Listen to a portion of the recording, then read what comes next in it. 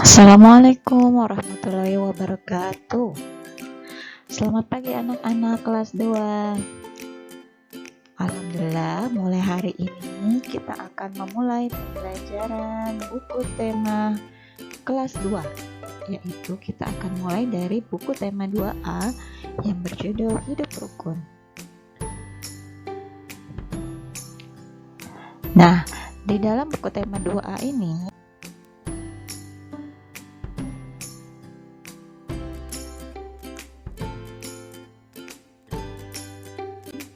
terdiri dari 4 subtema.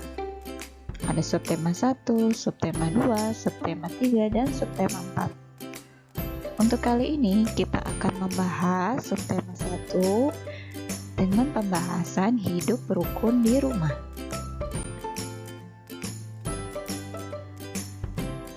Ya. Kita mulai dari pembelajaran 1 ya anak-anak. Tapi sebelum kita memulai untuk membahas materi ini, let's say basmalah.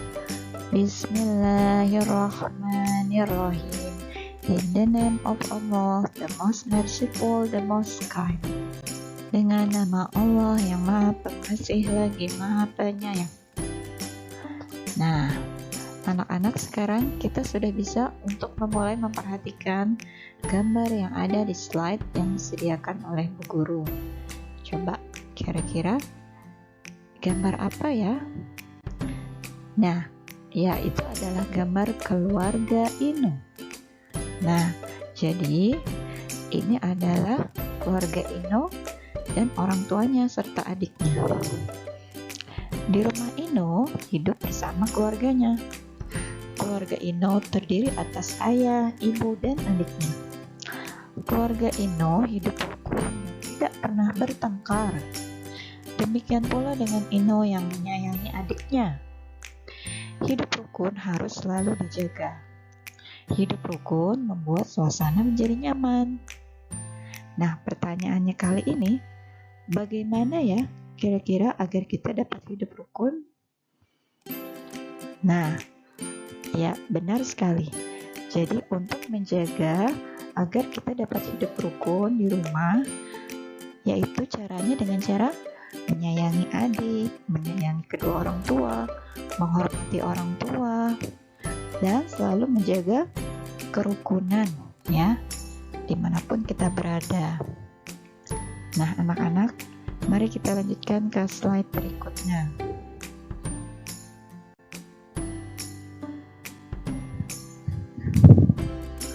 Nah, di slide berikutnya, ini adalah silsilah keluarga Ino.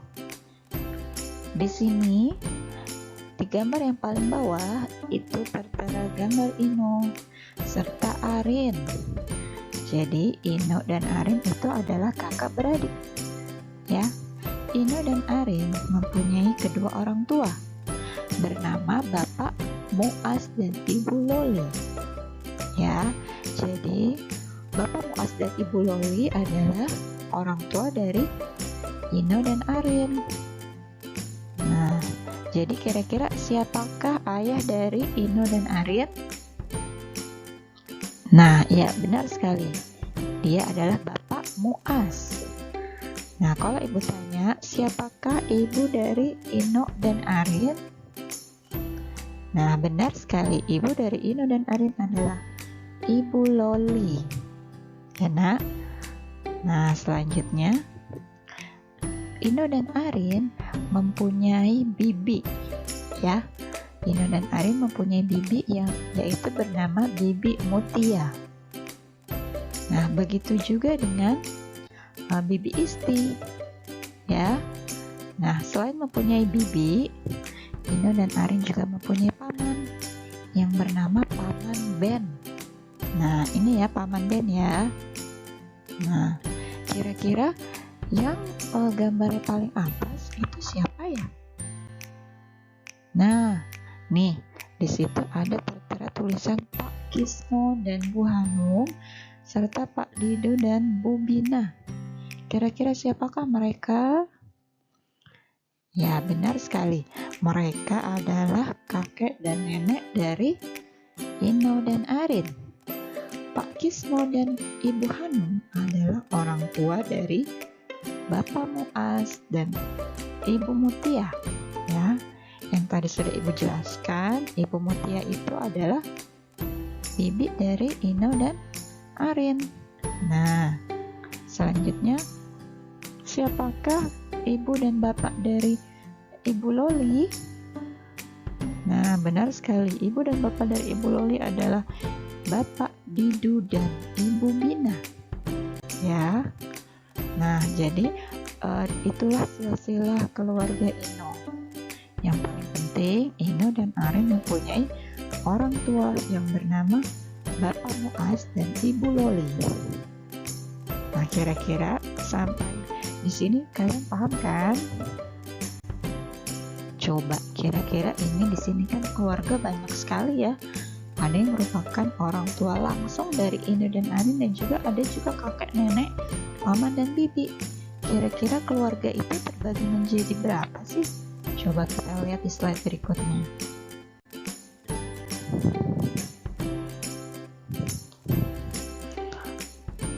Nah ya anak-anak, jadi untuk di slide kali ini, keluarga itu ada yang disebut keluarga inti dan juga kerabat. Ya, kalau keluarga inti terdiri dari orang tua, ayah, ibu, dan anak. Anak itu termasuk kakak dan adik. Nah, bagaimana dengan kerabat? Ternyata kerabat itu terdiri dari kakek, nenek, om, dan bibi. Ya, paham kan sampai di sini? Jadi keluarga inti itu adalah orang tua kalian, berikut adik atau kakak yang ada di rumah kalian. Nah, kalau kerabat itu terdiri dari kakek, nenek, om, dan bibi. Nah, semoga paham ya sampai di sini. Yuk kita ke slide berikutnya.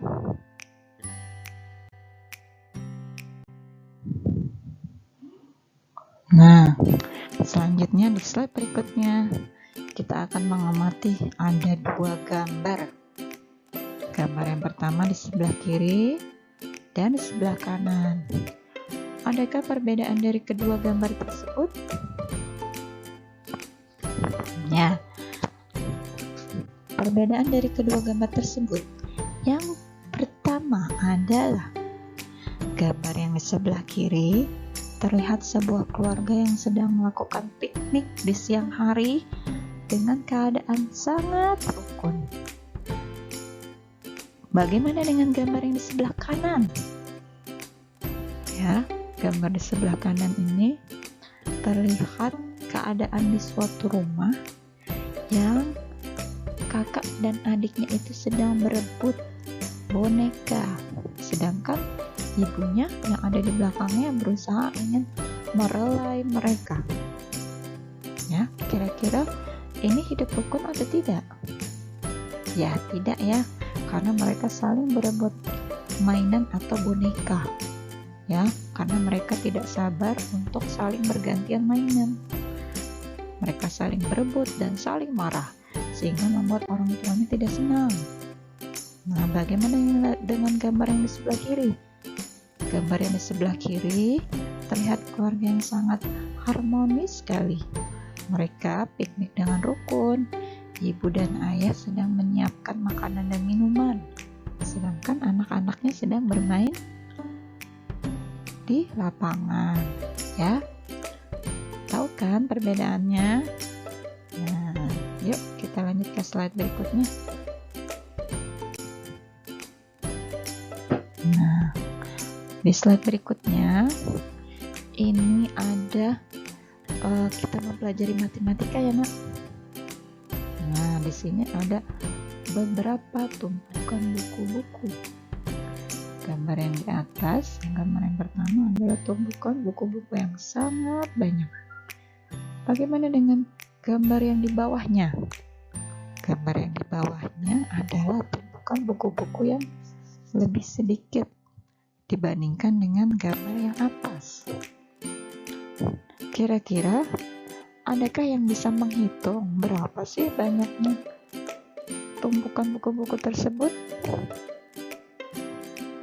Bagaimana dengan yang di bagian bawah? Apakah kalian bisa menghitungnya? Yuk, kita lihat penjelasannya di slide berikutnya.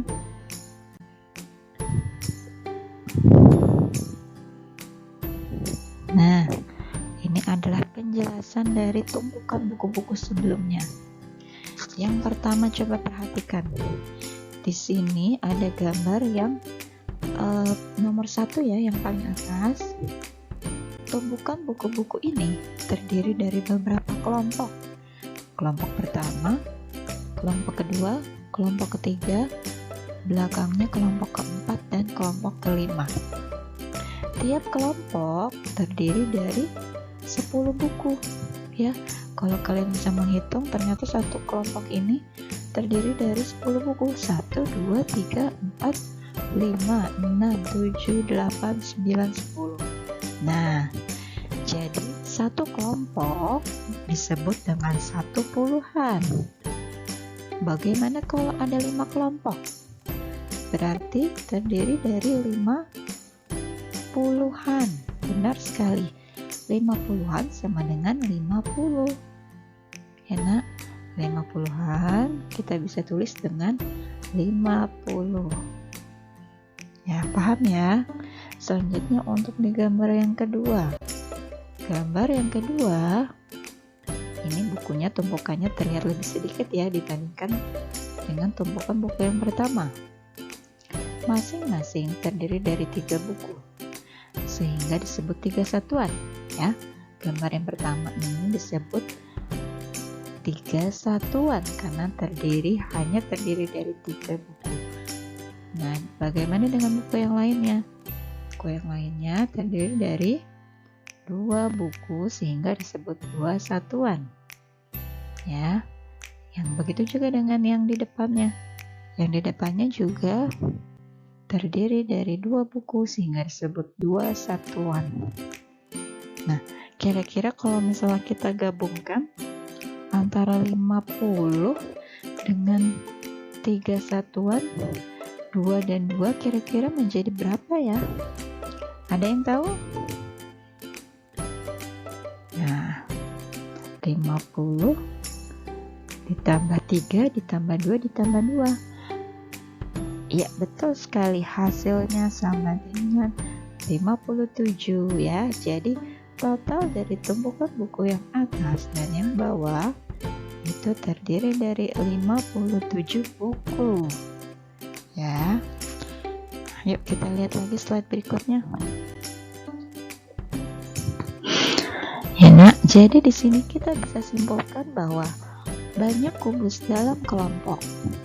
Yang pertama, kubus yang hanya satu terdiri dari satu kubus disebut dengan satu satuan. Gambar yang kedua, kubusnya terdiri dari 10 kubus ya, sehingga 10 kubus kita sebut dengan satu puluhan. Bagaimana dengan yang C? Yang C ternyata satu puluhannya ada banyak. Dan berapa, coba kita hitung? 1, 2, 3, 4, 5, 6, 7, 8, 9, 10. Nah, ternyata ada 10 puluhan, sehingga jawabannya menjadi 1 ratusan ya. 10 puluhan disebut dengan 1 ratusan. Oke, paham anak-anak? 10 puluhan disebut dengan 1 ratusan, sehingga apabila kita gabungkan menjadi seperti ini gambarnya, seperti yang ada di option D. Nah, seperti ini kita gabungkan menjadi 10 puluhan sehingga mereka menjadi seperti ini dan disebut 1 ratusan. Oke, paham ya? Yuk kita lanjut lagi. Nah, di sini ada soal, yaitu ada di buku tematik kalian. Subtema 1, halaman 9. Silakan kerjakan seperti contoh yang telah kamu pelajari di slide di slide sebelumnya. Ya, Nak?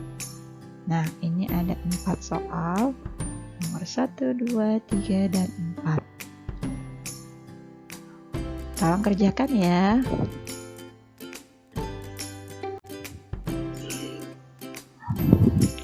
Selanjutnya, kita sampai pada wacana.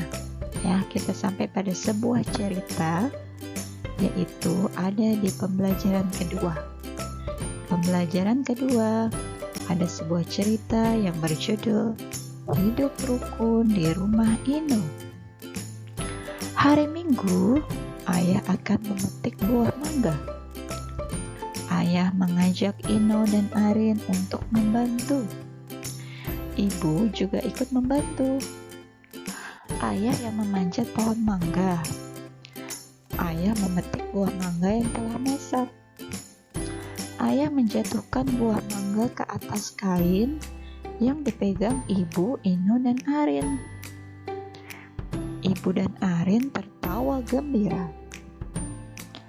Mangga yang dipetik banyak sekali, dan Ibu berniat membagikan sebagian mangga kepada tetangga-tetangga. Nah, ini dia ya gambarnya ya. Ini adalah gambar keluarga Ino yang sedang memetik buah mangga di hari Minggu. Benar sekali ya. Nah, setelah Ibu bacakan cerita tersebut, Hidup Rukun di Rumah Ino, kalian bisa mengikuti membaca seperti yang Ibu tadi di rumah ya. Jangan lupa diperhatikan tanda titik dan tanda berhentinya kalimat ya.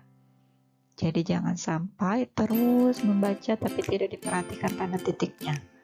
Jadi ketika membaca kita juga harus tahu kapan waktunya berhenti, sehingga bacaan yang kita dengarkan terdengar indah, serta kita juga mengerti apa isi dari cerita tersebut. Paham anak-anak? Oke, yuk kita ke slide berikutnya. Nah, di sini ada soal berkaitan dengan cerita yang sudah tadi kita baca bersama-sama. Ya, jawablah pertanyaan-pertanyaan berikut. Nomor 1. Apa yang dilakukan keluarga Ino? Kira-kira apa ya yang dilakukan keluarga Ino? Coba kita lihat jawabannya. Nah, memetik buah mangga. Ya. Jadi, kalau kalian sudah mengerjakan dan jawaban kalian memetik buah mangga, berarti jawaban kalian benar. Ya. Selanjutnya untuk yang nomor 2. Di mana keluarga Ino melakukan kegiatan? Nah, keluarga Ino melakukan kegiatan di rumah Ino. Ya, benar ya jawabannya di rumah Ino. Bu, aku jawabnya tidak di rumah, Bu. Aku jawabnya di kebun rumah Ino. Bagaimana, Bu? Benar atau tidak? Ya, boleh. Di kebun boleh, di rumah juga boleh ya. Nah, selanjutnya untuk nomor 3. Kapan keluarga Ino melakukan kegiatan? Nah, seperti yang tadi sudah Ibu ceritakan, keluarga Ino melakukan kegiatan di hari apa? Nah, benar sekali. Keluarga Ino melakukan kegiatan di hari Minggu. Siapa yang benar jawabannya? Nah, benar ya. Selanjutnya untuk nomor 4. Bagaimana cara keluarga Ino menunjukkan sikap hidup rukun? Bagaimana ya? Kok keluarga Ino bisa disebut menunjukkan sikap hidup rukun? Dari mana sih sehingga bisa disebut mereka rukun? Apa jawabannya? Oh, ternyata mereka bisa menunjukkan sikap hidup rukun karena mereka saling bekerja sama dalam memetik buah mangga. Ya, jadi yang jawabannya bekerja sama boleh. Yang jawabannya ayah yang memanjat pohon, ibu Ino dan Arin yang memegang kain, lalu memegang buah mangganya. Berarti jawabannya betul, ya. Nah, alhamdulillah ya nak, soal nomor 1 sampai 4 telah kita isi dengan baik. Nah, sekarang kita lanjut ke slide berikutnya.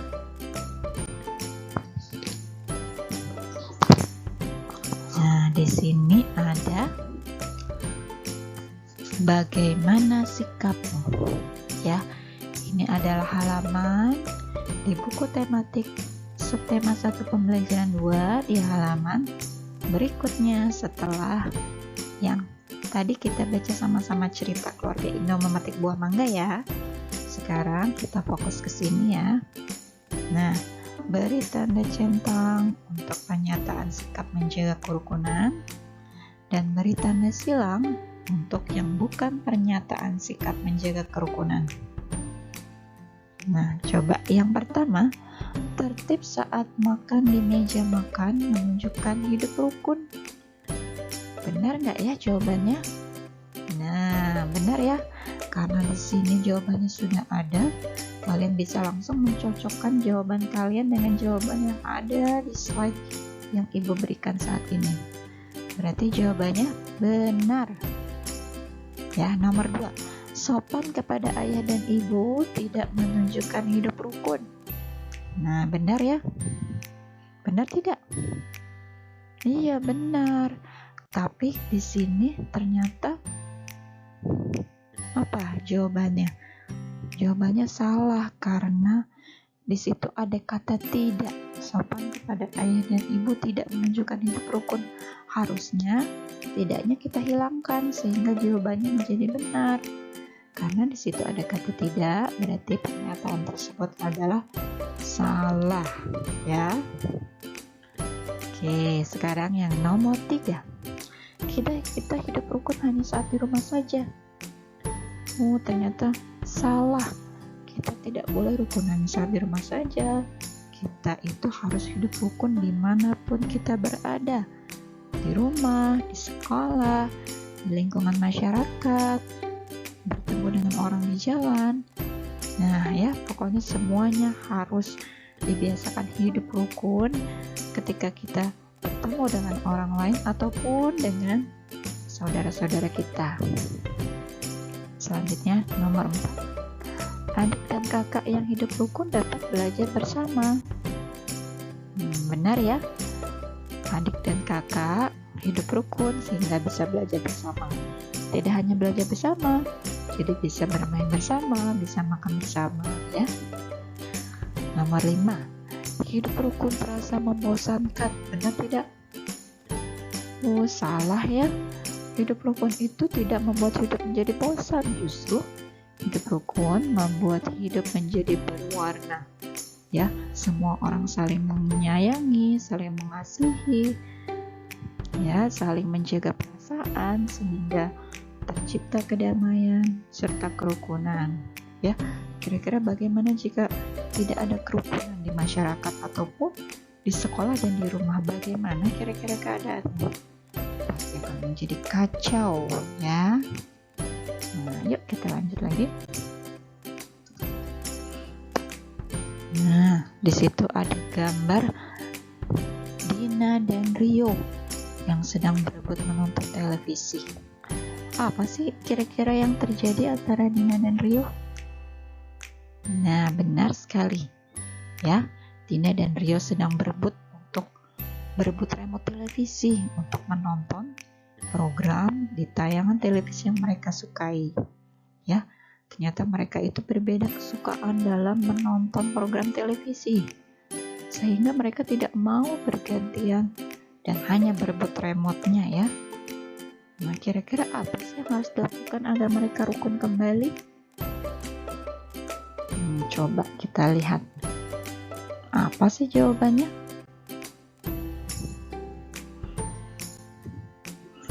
Nah, ternyata jika mereka ingin hidup rukun kembali, mereka harus saling meminta maaf. ya.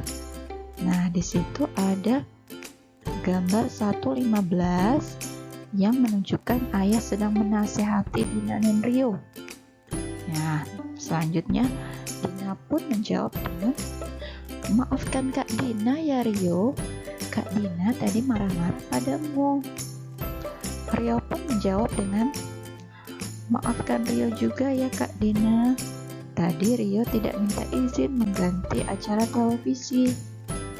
Nah, jadi itulah jawabannya. Bagaimana mereka bisa hidup rukun kembali dengan cara saling meminta maaf, ya nak? Nah, itu pun juga kita sudah belajar tentang contoh kalimat permintaan maaf. Nah, jadi kalimat permintaan maaf diucapkan ketika kita sudah melakukan kesalahan kepada orang lain, baik kepada kakak, adik, ibu, ayah, paman, bibi, kakek, nenek, ataupun teman kita, ya. Nah, seperti inilah kalimat permintaan maaf.